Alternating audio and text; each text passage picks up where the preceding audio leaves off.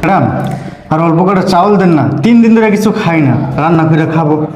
দেখেন, আমার স্বামীর 3 মাস হলো চাকরি চলে গেছে, আর ঘরে যেটুকু চাল ছিল আমি আপনাকে সবটুকুই দিয়ে দিয়েছি। আর আমি তো জানিও না আজকে দুপুরে আমরা কি খাবো। ও আচ্ছা, বুঝতে পারছি।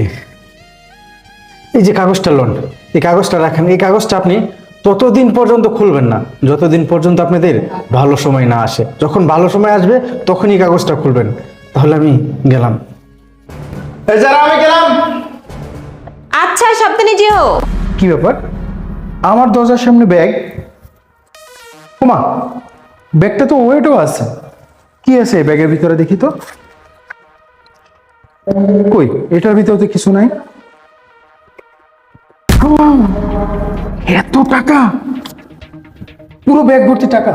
এই যারা, যারা